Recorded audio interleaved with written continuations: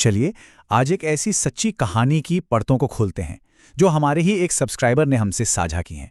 ये कहानी शुरू होती है साल 1996 में एक परिवार के साथ और उनके एक बहुत ही भयानक राज के साथ।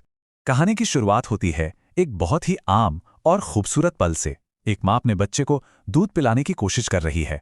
सब कुछ बिल्कुल नॉर्मल, लेकिन तभी अचानक से कुछ ऐसा होता है जिसकी किसी ने कल्पना भी नहीं की थी। वो नन्ही सी जान पत्थर की तरह सख्त हो जाती है।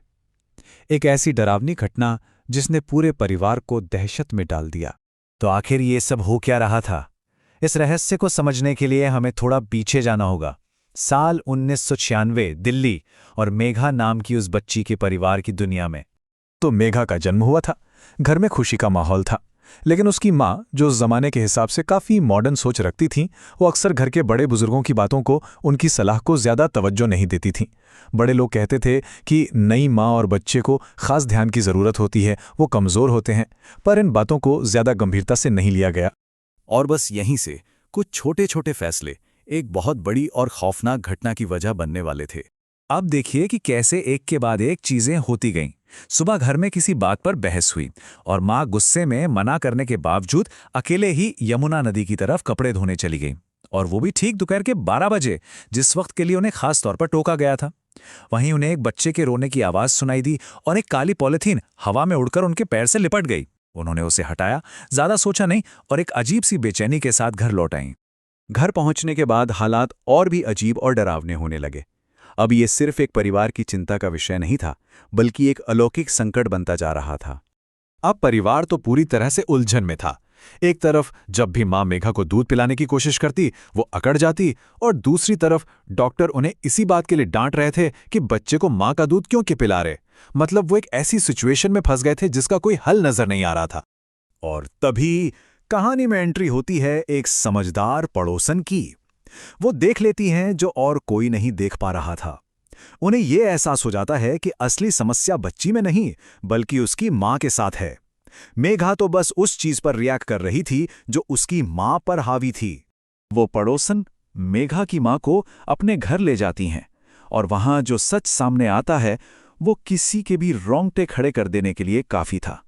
वहां कुछ तरीकों से उस शक्ति को बोलने पर मजबूर किया गया, और जब वो शक्ति बोली तो आवाज किसी बड़े की नहीं, बल्कि एक बहुत ही छोटी बच्ची की थी। मेघा की माँ के जरिए वो नन्ही सी आवाज एक ऐसा सवाल पूछती है जो दिल को चीर कर रख दे। वो पूछती है, दादी, मेरी क्या गलती थी?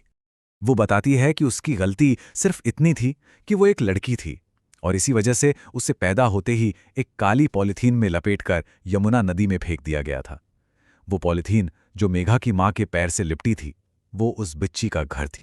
उस आत्मा की तड़प किसी को नुकसान पहुंचाने की नहीं थी। उसकी तो बस सिर्फ एक अधूरी इच्छा थी, वो भी माँ का प्यार और दूध महसूस करना चाहती थी। एक ऐसा हक जो जन्म के वक्त ही उससे छीन लिया गया था। इस दर्दनाक सच्चाई के सामने आने के बाद अब सिर्फ एक ही रास्ता बचा था, उस आत्मा की आखिरी इच्छा को पूरा करना।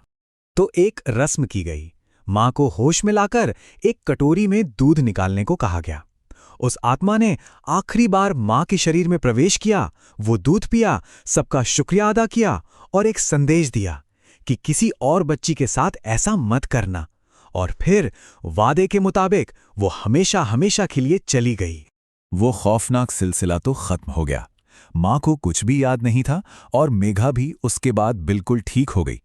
लेकिन ये कहानी अपने पीछे एक बहुत बड़ा सामाजिक संदेश छोड़ गई। ये पूरी कहानी जो एक भूत की कहानी लग रही थी, वो असल में समाज की एक कड़वी सच्चाई पर एक बहुत भारी सवाल खड़ा कर देती है। और वो सवाल ये है कि क्या वो बच्चे जो अधूरी इच्छाओं के साथ इस दुनिया से जाते हैं, उन्हें कभी सच में शांति मिल पाती है?